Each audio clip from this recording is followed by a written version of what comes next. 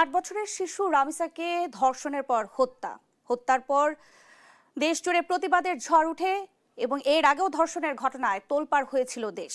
একের পর এক এমন ঘটনায় নারী ও শিশুর নিরাপত্তা নিয়ে প্রশ্ন উঠেছে।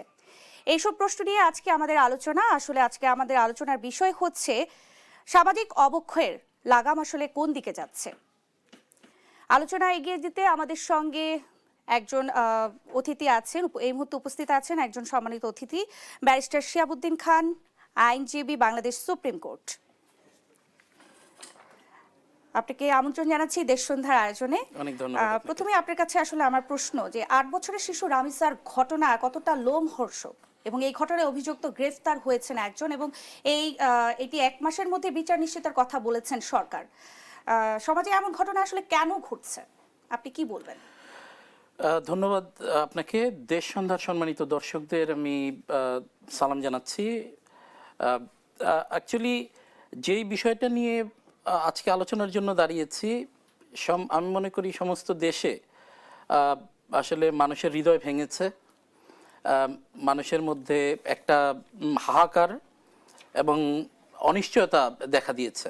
আপনি জানেন প্রতিটি পরিবারেই ছোট শিশু এবং প্রতিটি পরিবারেই আপনি কন্যা সন্তান, যেহেতু মা বোন, এই যে পারিবারিক সম্পর্ক, এখানে কন্যা শিশুর যেই অবস্থান, এই বিষয়গুলো তো আমাদের সামাজিক পারিবারিক জীবনে চিরায়ত। আপনি জানেন বাংলাদেশে এর আগেও বিভিন্ন সময়ে শিশু নির্যাতনের, ধর্ষণ, হত্যার ঘটনা ঘটেছে, কিংবা আরও স্পেসিফিক্যালি যদি বলি নারী নির্যাতনের বিভিন্ন লোমহর্ষক ঘটনা ঘটেছে। কিন্তু অতি সম্প্রতি এই যে ৮ বৎসরের একেবারে ফুলের মতো ফুটফুটে একটি বাচ্চা রামিসার যে ঘটনাটা, এটা আসলে আমাদের সবার হৃদয়কে খুবই নাড়া দিয়েছে।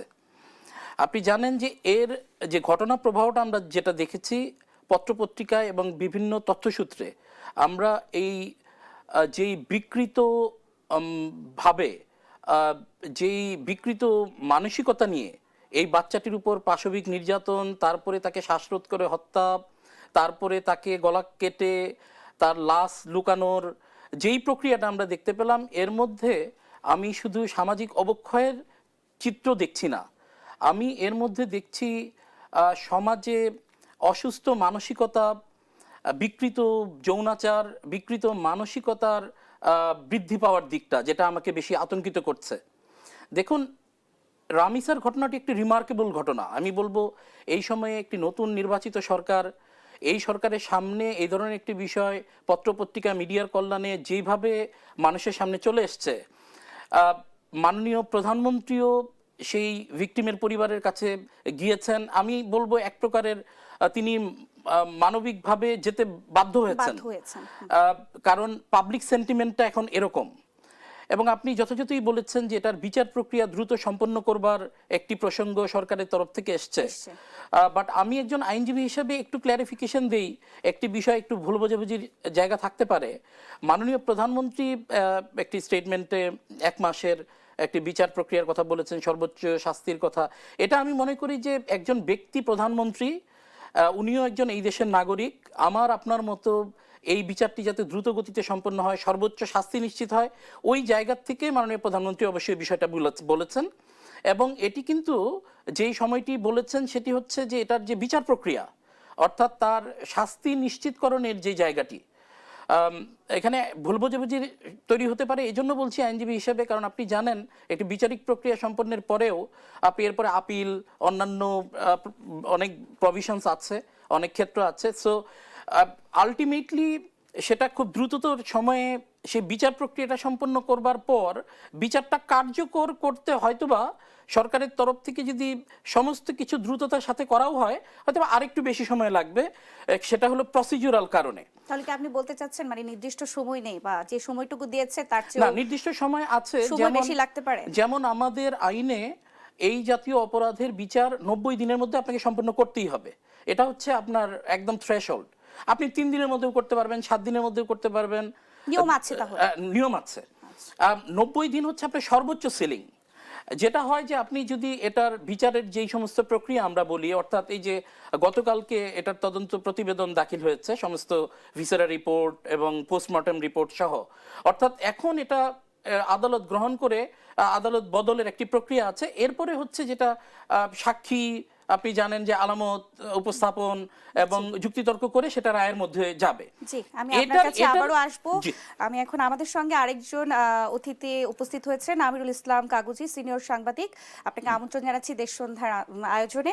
আপনার কাছেও আমার সেম প্রশ্ন যে 8 বছরের শিশু রামিসার ঘটনা 1 মাসের মধ্যে কি বিচার নিশ্চিত হতে পারে? আপনি এই জিনিসটা কিভাবে বিশ্লেষণ ধন্যবাদ করবেন? আপনাকে এবং ধন্যবাদ দেশ সন্ধ্যায় যারা দেখছেন তাদেরকে। আসলেই খুবই সেনসিটিভ ইস্যু এটা। আমার সহ আলোচক তিনি একজন আইনজীবী। আমাদের দেশে আইনের অনেক দীর্ঘসূত্রিতা থাকে, কিন্তু এইবারের বিষয়টি যেভাবে এসেছে আমাদের সামনে, হয়তো সেই দীর্ঘসূত্রিতা আমরা দেখতে পাবো না। মূলত এটার নৃশংসতা, এটার যে মানে আবেদন সৃষ্টি করেছে আমাদের সোসাইটিতে, তাতে করে আমরা ধরে নিতে পারি খুব দ্রুত সময়ের মধ্যে হয়ে যাবে। কিন্তু আইনের অনেকগুলো বিষয় আছে যেটাকে আপনাকে এক্সস্ট করতেই হবে। যেমন এখন আপনার যুক্তিতর্ক হবে, সাক্ষী সাবুত হবে।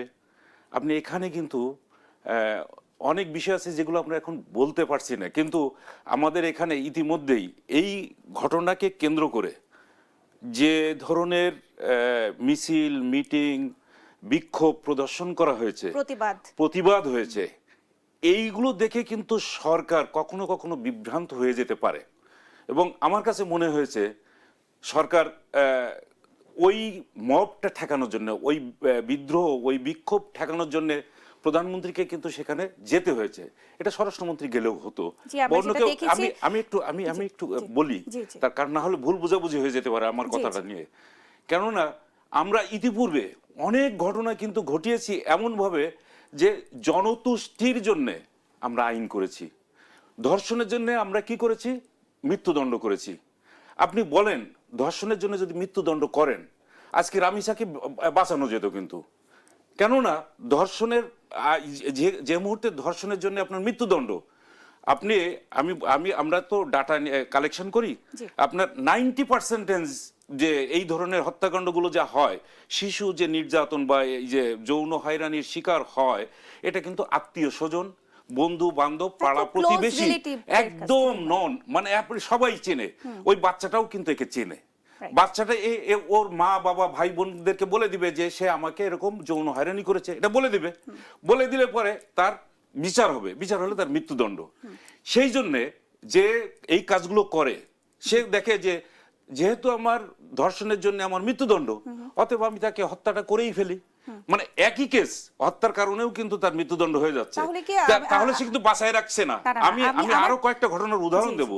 আপনি কিছুদিন আগে নাটোরে সম্ভবত এরকম আরেকটি ঘটনা ঘটেছে। একটা শিশুকে তুলে নিয়ে তাকে, মানে তার প্রতিবেশীরাই নিয়ে গেছে, কিন্তু নিয়ে ধর্ষণ করার পরে তাকে এমন ভাবে মেরে ফেলেছে আর বোঝা যাচ্ছে না।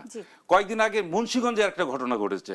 ওই বাচ্চাটা কিন্তু তার মা দর্জির কাজ করে, ছোট বোনটা গার্মেন্টসে চাকরি করে, আর ও 10 বছরের একটা মেয়ে, ও রয়ে গেছে বাড়িতে। প্রতিবেশী একটা ছেলে এসে তাকে রেপ করছে, করার পরে ও যখন বলছে যে আমি আমার মাকে বলে দেব, তখন কিন্তু তাকে হত্যা করে ফেললো। মানে ম্যাক্সিমাম আমরা যদি এটাকে আলোচনায় নিয়ে আসি, ম্যাক্সিমাম কাণ্ডগুলো ঘটবে, এই হত্যাকাণ্ডগুলো ঘটে যায় যে সে চিনে ফেলে বলে। আপনাকে প্রথমেই এই জায়গায় আসতে হবে। আমাদের এই জায়গাগুলোতে আমরা আসতে পারি না। আমরা হয়েছে কি, যে এই রেপ খুব বেশি হচ্ছে, যেমন অ্যাসিড নিক্ষেপ, সেই অ্যাসিড নিক্ষেপের কারণে আমরা যাবজ্জীবন একটা করা হয়েছিল, সেটা কমে গেছিল। কিন্তু রেপটা হচ্ছে বায়োলজিক্যাল ব্যাপার, এটাকে আপনাকে কিন্তু কগনিজেন্সি নিতে হবে। কে এই রেপের জন্য, মানে তার এজ গ্রুপটা দেখতে হবে। আর যে ভিকটিম, যাকে ভিকটিমাইজ করা হচ্ছে, সে কিন্তু খুব অসহায়। বাচ্চা যাদেরকে করা হচ্ছে, এখানে শিশু বিশেষ করে আমি বলবো। আপনি বলতে চাচ্ছেন তার মানে ধর্ষণের সর্বোচ্চ শাস্তি ফাঁসি নিশ্চিত হওয়া জেনেও ওরা হত্যা করছে। এই বিষয়গুলো, এটা থেকে উত্তরণের আসলে এই জায়গায় আপনাদেরকে এই অ্যাড্রেসটা করতে হবে, সমাধানটা এই জায়গায় নিয়ে আসতে হবে। প্রথম হলো আপনাকে প্রথমে টার্গেট পিপুলটাকে আপনাকে আগে সেট করতে হবে। টার্গেট পিপুলটা কারা? বাচ্চা। আমরা এখন পর্যন্ত যা দেখছি, যাকে একটা চকলেট দিয়ে বা একটু কিছু মিষ্টি টিষ্টি দিয়ে পরে তাকে নিয়ে যেয়ে তাকে আপনি রেপ করতে পারছেন। এটা যে কোনো এজে হতে পারে। আপনার মনে আছে কিনা আমি জানি না, বগুড়াতে এরকম একটা ঘটনা ঘটেছিল। তিনি নিজে ডাক্তার, তার বাচ্চাটা মাত্র 3 বছরের বাচ্চা, জি তার শ্বশুর কিন্তু তাকে রেপ করছে। আপনি মানে দাদা জি হিসাব করে দেখেন, করার পরে পরিবারের সমস্ত লোকজন তার বিরুদ্ধে কিন্তু। জি। তখন ওই মহিলা ডাক্তার উনি বললেন যে না, আমি এই ঘটনাটাকে সামনে নিয়ে আসতে চাই, তার কারণ আমি নিজে জানি যে ওকে রেপ করা হয়েছে, এটা আমি মানে সেও তো একজন ডাক্তার, এই জন্য বলছে। মানে বললাম যে এই কারণে যে আপনাকে এই সমস্ত বিষয়গুলো টার্গেট পিপুলটাকে আপনি আগে, যে অসহায় জি। সে প্রতিরোধ করতে পারে না, হ্যাঁ, ফলে তাকে খুব সহজে রেপ করা যায়। আর যে করবে কারা করবে হচ্ছে আপনার এজ গ্রুপটা ঠিক করতে হবে। না, অনেকে তো এটা চেপেও যায় হ্যাঁ, এই বিষয়গুলা, যেমন চেপে ধরেন চেপে যায় এটার সংখ্যা কিন্তু মানে ওই বললাম যে যেই চিনে ফেলে, এই যে পরশুদিনকে কলাবাগানে যে ঘটনাটা ঘটেছে ওই একই ভাবে। না, আমাদের কি অ্যাওয়ারনেসও কম আছে? অ্যাওয়ারনেস কম, কিন্তু আমাদের 3টা গ্রুপকে আগে টার্গেট করতে হবে। 3টা কারণ দেখতে হবে, সাইকোলজিক্যাল ব্যাপার আছে এখানে। যে একটা গ্রুপ আছে তারা মানে বিকৃত যৌন কাজে লিপ্ত থাকে, এই গ্রুপটাকে আপনাকে টার্গেট করতে হবে। তাদেরকে হয় সচেতন করতে হবে, না হলে তাদেরকে কোনো এক জায়গায় কনফাইন করতে হবে, এটা আপনার করতে হবে। আর বাচ্চাকে, যে শিশুকে, শিশু কিন্তু তাকে নিরাপত্তা দেওয়ার জন্য পরিবার থেকে বাবা মা যেমন তাকে তাকে প্রথমে সচেতন নিরাপত্তার করা। বিষয়টিকে সচেতন করতে হবে, বা নিরাপত্তা বিষয়টিকে নিশ্চিত করতে হবে বাবা মাকে। জি। এর পরবর্তীতে আসবে রাষ্ট্র, রাষ্ট্র তাকে নিরাপত্তা দিবে। এই দেওয়ার জায়গাগুলো কিন্তু আপনাকে নিশ্চিত করতে হবে প্রথম। জি জি দ্বিতীয়ত আসতে হবে যে টার্গেট যারা এই কাজটা করে তাদেরকে আপনাকে কনফাইন করতে হবে। আর আমাদের দেশে হয়েছে কি আরেকটা ব্যাপার আমি জানি, যে আপনি একটা বাচ্চা দেখলেন, খুব আদর করলেন বা তাকে চকলেট দিলেন, কেন? আপনাকে কে বলছে আপনাকে আদর করার জন্য? রাইট। টাচ বিভিন্ন রকমের টাচ হতে পারে, ব্যাড টাচ হতে পারে, রাইট টাচ। আমরা এই টাচের মধ্যে কেন যাব? কেন এইগুলোকে আমরা এই অ্যাওয়ারনেস গুলো নিয়ে আসছি না কেন? এই টাচ থেকে আপনি দূরে রাখেন না। আপনি আপনার বাচ্চা কি আমার কাছে নিরাপদ? কোনোদিন না। বা আমার বাচ্চা আপনার কাছে নিরাপদ না। তাহলে প্যারেন্টসদেরকে আগে হচ্ছে নিজেদের মধ্যেই আপনার এই বিষয়গুলোকে সামনে নিয়ে আসতে হবে, যে বাচ্চাদেরকে যাদের এখন টার্গেট করা হচ্ছে, আপনি মাত্র 3 মাসের মধ্যে 318টা শিশুকে আপনার রেপ করা হয়েছে, মেরে ফেলা হয়েছে। এটা কি চারটিখানি কথা? আপনি মানে কল্পনা করতে পারেন? কাগজে আমরা আবারও আসবো, নিচ্ছে একটি বিরতি। দর্শক, দেশ সন্ধ্যায় নিচ্ছে একটি ছোট্ট বিরতি। আমরা আসলে যেটা নিয়ে আলোচনা করছিলাম যে রামিসার আসলে ধর্ষণের সর্বোচ্চ শাস্তি ফাঁসি নিশ্চিত করা হয়েছে, তবু কেন এই ধরনের লোমহর্ষক ঘটনা ঘটছে? আপনি কি বলবেন? দেখুন, এই বিষয়গুলোকে একটু ডাইভার্স অ্যাঙ্গেলে আসলে দেখার এখন সময় এসছে।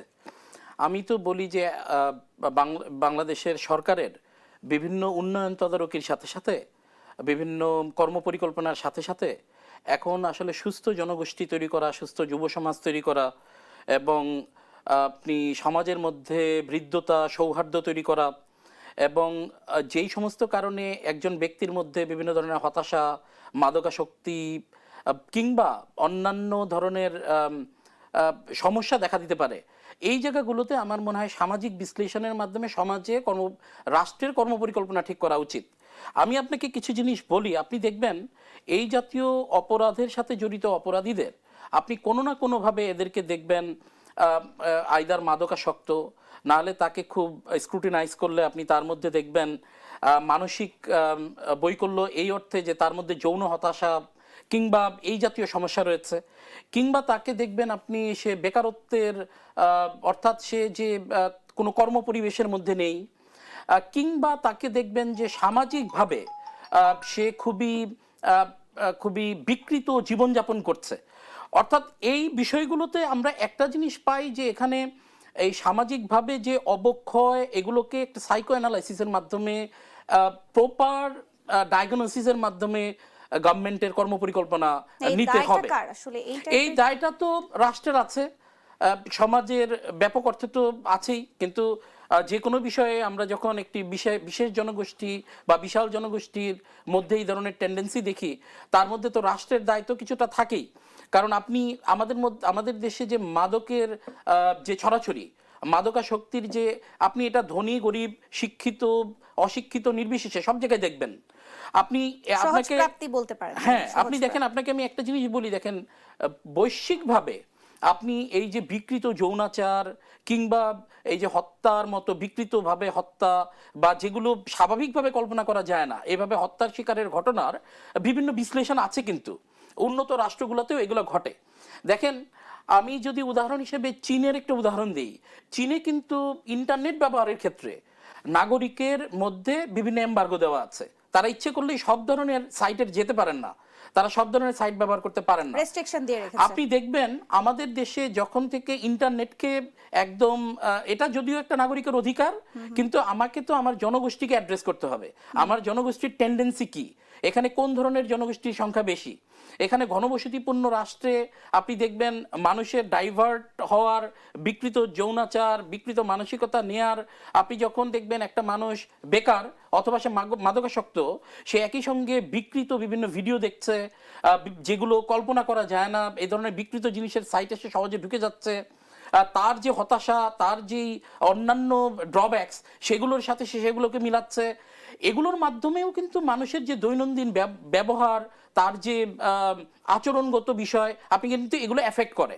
আমি মনে করি সরকারের যেই কর্মপরিকল্পনার কথা আমি বলছিলাম, যে সাইকো অ্যানালাইসিস, আমি মনে করি যে একদম গ্রাসরুট লেভেল থেকে অবশ্যই আমাদের দেশে কিছু শিক্ষা প্রতিষ্ঠানগুলোতে আপনি জানেন যে ব্যাড টাচ, গুড টাচ কিংবা এগুলোর থেকে মুক্ত রাখার জন্য বিশেষ করে নারী শিশু বাচ্চাদের কিংবা সকল বাচ্চাদের কি কিছু কিছু ক্ষেত্রে ভালো ভালো স্কুলগুলোতে ট্রেন করা হয়, কিন্তু দিস ইজ হাই টাইম। আমি মনে করি এটার জন্য এটাকে বিশাল কর্মপরিকল্পনায় লং একটা পরিকল্পনা নিলে হবে না, এটাকে খুব দ্রুত বাস্তবায়নযোগ্য কনসেপ্টে যেতে হবে। অর্থাৎ এটা যেমন আপনি গ্রাসরুটে শিক্ষা প্রতিষ্ঠান পারিবারিকভাবে এই দীক্ষা আসবে, একইভাবে এই ধরনের অপরাধ কারা করেন, কাদের মধ্যে এই ধরনের অপরাধ প্রবণতা বেশি এবং কারা কোন ভালনারেবল সিচুয়েশনে এই ধরনের অপরাধে বেশি জড়িয়ে যান, এই আইডেন্টিফিকেশনসগুলো খুবই দরকার। এবং এর সাথে আমি মনে করি দেশের যে প্রচলিত আইন শৃঙ্খলা বাহিনী কিংবা আপনি আরও যে এজেন্সিসগুলো আছে, তাদেরও আমি মনে করি এই সাইকো অ্যানালাইসিস করার ক্যাপাসিটি বাড়াতে হবে। তাদেরকেও এই বিভিন্ন ধরনের বিকৃত বা নতুনত্ব ধরনের যে অপরাধ প্রবণতা আমরা দেখতে পাচ্ছি, সেটার সাথে অ্যাকাস্টমড হওয়ার জন্য যেগুলো কি কারণে ঘটছে, কোথায় অ্যাড্রেস করলে সেগুলোকে রোধ করা সম্ভব। যেমন আমি সোজা সাপটা বলতে পারি, আমি মনে করি এই মুহূর্তে খুবই প্রয়োজন গভর্নমেন্টের বিটিআরসির মাধ্যমে কিংবা অন্যান্য মেকানিজমে এই যে ইন্টারনেটের যে ওপেন যে অ্যাপ্রোচটা, অর্থাৎ যে কোনো কিছুতে ইউটিউবে কিংবা যে কোনো জায়গায় ঢুকে যেতে পারছে। এখন আমার মানসিকতা হতে পারে আমি হয়তো বা কোরআন তেলাওয়াত শুনি, আপনি হয়তো বা গান শোনেন, ভাই হয়তো বা কবিতা শোনে, কিন্তু আরেকজন কোথায় ঢুকে যাচ্ছে, একটি বাচ্চা কোথায় ইন্টারনেটে ঢুকে দেখছে, এবং ওটা দেখার ফলে তার মধ্যে কিন্তু আপনি জানবেন যে ওটার মধ্যে তার যেটা সে দেখবে ওটার মধ্যে তার একটা ঘনিষ্ঠতা তৈরি হয়। ওটার মধ্যে আপনি দেখবেন আমরা অনেক সময় দেখেছি যে বিভিন্ন গেমস খেলার কারণে বাচ্চাদেরকে বিভিন্ন ঝুঁকিপূর্ণ কার্যক্রমের মধ্যে গিয়ে বিপদে পড়তে দেখেছি। গেমসে রেস্ট্রিকশনও দেওয়া আছে, সেটা তো গেমসের ক্ষেত্রে, সেটা গেমসের ক্ষেত্রে, কিন্তু আমি মনে করি শালীনতা এবং নৈতিকতা রক্ষা করবার জন্য ইন্টারনেটে আমার মনে হয় রেস্ট্রিকশনস আনা দরকার। এগুলো একটা বিষয়।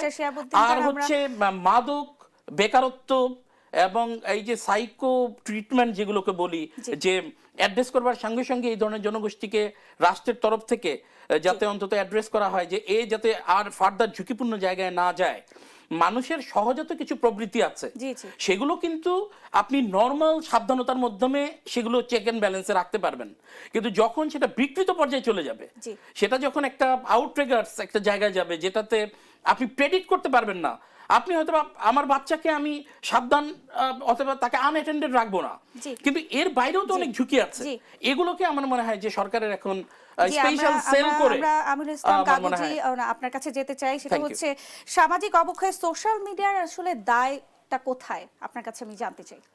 সোশ্যাল মিডিয়ার দায় আসলে ওই একই কথা, যে আপনার হাতে একটা পিস্তল দিলাম, এই পিস্তলটা আপনি কিভাবে ব্যবহার করবেন। আপনি ভালো কাজেও ব্যবহার করতে পারেন, খারাপ কাজেও ব্যবহার করতে পারেন। সোশ্যাল মিডিয়া তো এখন ব্যাপারটা এইরকম, আমাদের একেবারে দৈনন্দিন জীবনের সঙ্গে এমনভাবে মিশে গেছে যে আমি এক মুহূর্ত সোশ্যাল মিডিয়া ছাড়া তো চলতে পারি না। জি। আমার মুহূর্তে মুহূর্তে দরকার হচ্ছে কোন ইনফরমেশন লাগবে, কোন ইনফরমেশন আমি নেব।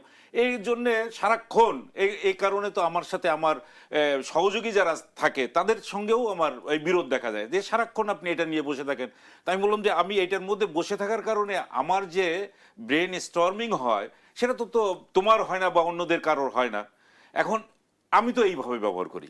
জি আচ্ছা, আমার সন্তানরা কিভাবে ব্যবহার করছে তা তো আমি জানি না। জি জানি কি? জানি না। বা তার এজ অনুযায়ী সে কিভাবে কি কাজ করছে জানি না। এখন এটা ভালো কাজ খারাপ কাজের মধ্যে দিয়েই কিন্তু এখন আমাদের সামনের দিকে এগুতে হচ্ছে। আর আমাদের সোসাইটিতে এখনো পর্যন্ত মানে আমাদের শিক্ষা দীক্ষা জ্ঞান বিজ্ঞান চর্চা সবকিছু মিলে এখনো আমরা ওই লেভেলে যে পৌঁছাতে পারি নাই যে আমরা ভালো কাজটাকে নিজেরাই ব্যবহার করব। 2 নম্বর হচ্ছে যে আমাদের সমাজে এখনো পর্যন্ত বেকারত্বের সংখ্যা অনেক বেশি। জি আচ্ছা, তারা মানসিকভাবে বয়স বেড়ে যাচ্ছে, চাকরি পাচ্ছে না, মানসিক যন্ত্রণার মধ্য দিয়ে তার দিনগুলো হতাশাগ্রস্ত। সে কি করবে? সে মনে করে যে আমি এটার মধ্যে দিয়ে ভালো আছি। এই খারাপ কাজ হোক ভালো কাজ হোক বা মাদকাসক্তির মধ্যে হোক, সে আছে ভালো, সে মনে করে যে ওইটার মধ্যে ভালো আছে। কিন্তু ভালো থাকতে থাকতে সে যে খারাপ কাজটা করে ফেলবে, একদিন সে হয়তো এইরকম একটা হত্যাকাণ্ডের মতো ঘটনা ঘটিয়ে ফেলবে। সে যাকে হয়তো এই যে শিশুটা হত্যার শিকার হলো বা এইরকম আরো অনেক কিছু হয়, তো ওই পরিবারের ব্যথাটা তো বোঝে ওই পরিবার, বেদনাটা তো ওই পরিবারের। কিন্তু আরেকজন যে খারাপ হয়ে এই কাজটা করে যাচ্ছে, তো এইখানেই আমাদের সোশ্যাল মিডিয়ার পক্ষে বিপক্ষে এখন তো আমরা দেখি না যে এক একজনের মাথা একজনের সাথে লাগাই দিয়ে, মানে এখন এআই আরো বেশি আমাদের খুব ক্ষতি করে যাচ্ছে। যে মুহূর্তের মধ্যে এক একটা স্টোরি এমন ভাবে তৈরি করে ছেড়ে দিচ্ছে, ওইটা ঠেকাইতে ঠেকাইতে কিন্তু ততক্ষণে আমরা যে মনে করে নিলাম যে এআই দিয়ে করার পরেই একটা মব তৈরি হয়ে গেল। সেই বিশৃঙ্খলা সৃষ্টি হয়ে যাচ্ছে, মানে সোশ্যাল মিডিয়ার মাধ্যমে দেখা যাচ্ছে যে একটা বিশৃঙ্খলা পরিস্থিতি রাষ্ট্রের মধ্যে তৈরি হয়ে যাচ্ছে। এখন অবস্থাটা এইরকম দাঁড়িয়েছে যে আপনি এটা থেকে তো দূরেও থাকতে পারছেন না। আপনার মনে থাকার কথা, হয়তো আপনারা দেখেন নাই যে আমরা সংবাদপত্রে কাজ করে আসার কারণে 80-র দশকে তখন আমরা ওই যে লায়নো টাইপ ছিল, উল্টা করে করতে হতো। 90-এর দশকে এসে আমরা কম্পিউটার হাতে পেলাম। তখন শুধুমাত্র কম্পিউটার ওই কম্পোজের কাজেই ব্যবহৃত হইতো, আর অন্য বেশি কাজে না। এই 2001-2 থেকে আবার শুরু হয়ে গেল এটা দিয়ে মেকআপ টেকআপ যা কিছু করা। এরপরে 2010-12 আমরা দেখে গেলাম সব ওই ইন্টারনেট কোনো মতে আসছে। এরপরে তো এখন যা আসছে এআই, মানে সব কিছুকে ছাড়াই এআই আসছে। এই এআই আসার কারণে এখন কি হচ্ছে, আমরা তো অত্যাধুনিক হচ্ছি। হ্যাঁ, আরো এরপরে কি আছে আমরা জানি না, কিন্তু এখনো পর্যন্ত সম্ভবত আরো একটি ঘটনা ঘটতে যাচ্ছে খুব শীঘ্রই, যেটা এআইটাই সবকিছুই কিন্তু পিছনে ফেলে দিবে। মানে এখন প্রতিটা মুহূর্তে আমরা মনে হচ্ছে যে বিগত দিনে যেমন 100 বছর কাটছে আমাদের যে সময়ের মধ্যে, এখন প্রতি ঘন্টায় মনে হয় যে 100 বছর পার করে দিচ্ছি আমরা প্রতিটা মুহূর্তে। তো এই জায়গাগুলোতে আমরা এখন সচেতনতার জায়গাটাকেই কিন্তু সবচেয়ে বেশি গুরুত্ব দিতে হবে, যে আমরা প্রযুক্তি থেকে দূরে থাকতে পারবো না। প্রযুক্তি যেমন এখন আপনি যাই বলেন না কেন, গার্মেন্ট সেক্টরে বা ওষুধ কোম্পানিতে বিভিন্ন জায়গায় যান না কেন, আপনি তো আপনার হাতে কাজ করতে পারবেন না, সবই করে দিবে তারাই, এবং প্রত্যেকটা জায়গায় সেটিং করা এবং নিখুঁতভাবে তারা করতে পারে। ফলে আপনি আপনার প্রযুক্তির উপরে নির্ভরশীল হয়ে যাচ্ছেন। মানুষ কিন্তু বেকার হয়ে যাবে আরো খুব তাড়াতাড়ি, দেখবেন যে প্রচুর মানুষ বেকার হয়ে যাবে। তাহলে এই বেকার মানুষকে আপনাকে তো কাজে লাগাতে হবে। এই কাজে লাগানোর ক্ষেত্রেই কিন্তু প্রথমতই আপনাকে উদ্যোগ নিতে হবে, রাষ্ট্রীয়ভাবেই সরকারিভাবেই এই কাজগুলো করে যেতে হবে। জি, আমিরুল ইসলাম কাগজে আমরা আবারও আসবো, নিচ্ছে একটি ছোট্ট বিরতি। দর্শক, দেশ সন্ধ্যায় নিচ্ছি ছোট্ট একটি বিরতি, ফিরছি আবারও একটু পর। আবারও আমন্ত্রণ দেশ সন্ধ্যায়। ব্যারিস্টার শিহাবুদ্দিন খান, আপনার কাছে আসতে চাই। এই যে প্রতিবাদ বাড়ছে কিন্তু সহিংসতা কিংবা সামাজিক অবক্ষয় কমছে না, আইনের ভয় কমে গেছে নাকি সামাজিক অবক্ষয়ের সংস্কৃতি আসলে তৈরি হয়ে যাচ্ছে, এই বিষয়ে আপনি কি বলবেন? হ্যাঁ, প্রথমত তো সমাজের কিছু লুফলস তৈরি হয়েছেই, যেটা তো একদিনে তৈরি হয় নাই। আপনি এখানে রাজনৈতিক কারণ আছে, সামাজিক কারণ আছে, সবকিছু মিলেই কিছু সামাজিক অবক্ষয় তো হয়েছেই। আপনি দেখবেন সমাজে স্বাভাবিকভাবে যে একে অপরের প্রতি রেসপেক্ট সম্মান এগুলো আপনি তুলনামূলকভাবে কমে গেছে। আপনি দেখবেন সামাজিক হারমোনি কমে গেছে, প্রতিবেশীর সাথে বিবাদ, বা সাধারণ বিষয় নিয়ে বিবাদ এগুলো অনেক বেড়েছে। এটা একটা জায়গা। এটার মধ্যে আবার একটা সংযুক্ত হয়েছে, সেটা হলো ওই যে প্রথমে যেটা বলেছিলাম, রাজনৈতিক কিংবা অন্য কোনো কারণে যে একটু পেশি বল বেশি বা যার অর্থের বল বেশি, তিনি একদম ব্ল্যাক অ্যান্ড হোয়াইট বলছি, তিনি থানাকে বেশি নিয়ন্ত্রণ করতে পারেন, থানা তার কথা বেশি শোনে। This is reality. তো সেক্ষেত্রে আপনি দেখবেন কিছু ক্ষেত্রে তো আইনের ভয় বা আইন সঠিকভাবে কার্যকর হবে না, আইনের দ্বারস্থ হলেও বিচার পাবো না, এই ধরনের একটি মানসিকতা তো তৈরি হয়েছে। এর মধ্যে আমি যেটাকে অ্যাড্রেস করতে চাই সেটা হচ্ছে আমাদের দেশের যে আইনি ব্যবস্থা, বিশেষ করে ফৌজদারি ব্যবস্থাপনায় বিভিন্নভাবে বিলম্বিত বিচার প্রক্রিয়া বা বিলম্ব করবার। দেখেন, একটা অপরাধ সংগঠন হলে সেটার যে বিচার করবার কথা বলি, আমরা দাবি বলি, সেটা আমরা আইনি আলোচনায় এটার দুইটা আসপেক্ট কিন্তু চিন্তা করি। একটা হচ্ছে যিনি অপরাধ করলেন সেই অপরাধের পার্টিকুলার শাস্তি, আরেকটি হলো এই শাস্তির মাধ্যমে অন্যদেরকে ডেটার করা যে এই অপরাধ করলে কিন্তু এই শাস্তি হয়, অর্থাৎ অন্যরা যাতে এই অপরাধ করতে উৎসাহিত বোধ না করেন। আমাদের দেশে কিন্তু এটার ঘাটতি রয়েছে। ঘাটতি রয়েছে কোন জায়গায়? ঘাটতি রয়েছে এই জায়গায় যে আপনি তো একটা বিচারই হচ্ছে না, সেটা তো আপনি শাস্তির বিধান কিভাবে করবেন? আবার অন্যকে আমি দেখেন এই রামিসা হত্যাকাণ্ডের বিষয়টা আমি ছোট্ট একটু শেষ করছি। It could be an example, it could be the start, the finest start, যেটাই হয়েছে এতদিন। এই যে এই ধরনের অপরাধে যে দ্রুত শাস্তি বিধান করবার যে প্রক্রিয়া, সরকার যেটা উদ্যোগ নিয়েছেন সেটা যেন প্রতিটি অপরাধের ক্ষেত্রে, প্রতিটি ধর্ষণ হত্যার ক্ষেত্রে সংগঠিত হয়। আইনে যে নির্দিষ্ট টাইম ফ্রেম দেওয়া আছে সেগুলো যাতে যথাযথভাবে প্রতিপালিত হয়। ইনভেস্টিগেটিং এজেন্সি থেকে শুরু করে আইন শৃঙ্খলা রক্ষাকারী বাহিনী যাতে যথাযথ পেশাদারিত্বের সাথে দায়িত্ব পালন করেন, বায়াস না হন, তারা যাতে অপরাধীকে সহযোগিতা না করেন, অপরাধীর সাথে কোনোভাবে বিক্রি না হয়ে যায়, এই বিষয়গুলো নিশ্চিত করা কাছে জানতে চাবো যে দেশ থেকে নারী নির্যাতন বা ধর্ষণ রোধে কি ব্যবস্থা নেওয়া যেতে পারে, আপনি কিভাবে বিশ্লেষণ করেন? আমি বিশ্লেষণটা করি এভাবে। আপনার প্রথম হচ্ছে স্কুলিং। আপনি যদি ছেলে মেয়ে, আপনি একেবারে পরিবার থেকে এই কাজগুলো করে যেতে হবে। পরিবার থেকেই তাদেরকে বোঝাতে হবে যে তুমি দেখেই কিছু তো দেখে শিখবেই যে এই নির্যাতনগুলো কিভাবে হচ্ছে, নির্যাতনগুলো থেকে দূরে থাকার ব্যাপারে স্কুলিংটা যদি পরিবারের থেকেই শুরু হয়ে যায়, তাহলে আলটিমেটলি স্কুল, কলেজ, মাদ্রাসা বা ইউনিভার্সিটি যখন যাবে তখন মানে সহানুভূতিশীল হয়ে যাওয়া মানুষের প্রতি, এই কাজটা এই করার ক্ষেত্রেই কিন্তু আর পরবর্তীতে বাবা মায়ের কাছে কিন্তু আসলে বেশিক্ষণ সন্তানরা থাকে না, থাকে শিক্ষকের কাছে, বন্ধু বান্ধবের কাছে, এবং তাদের কাছ থেকে পারিপার্শ্বিক কোন বন্ধুর কাছে আমরা তাকে মিশতে দিচ্ছি, কোন সোসাইটি, মানে বিভিন্ন সোসাইটি থেকে আসছে, এটা তো আর আমরা এখন নির্ধারণ করতে পারবো না। বাংলাদেশ একটা জনবহুল দেশ, তবে যতটুক পারা যায় সামাজিকভাবে নিজের পরিবার থেকেই এই কাজগুলো যদি স্টার্ট করা যায়, আমরা মনে করি যে নারী নির্যাতন বলেন, শিশু নির্যাতন বলেন বা অন্যায় কাজ করা থেকে বিরত থাকার ব্যাপারগুলো অনেকটাই কমে আসবে আমাদের এই সোসাইটিতে। আমিরুল ইসলাম কাগুজি, আপনাকে ধন্যবাদ। সেই সঙ্গে ব্যারিস্টার শিহাবুদ্দিন খান, আপনাকেও ধন্যবাদ জানাচ্ছি আমাদের সঙ্গে যুক্ত হবার জন্য। দর্শক, এই ছিল আজকের আয়োজনে। আগামীকাল আবারও হাজির হব ঠিক একই সময়ে দেশ সন্ধ্যার আয়োজনে। ধন্যবাদ জানাচ্ছি সবাইকে।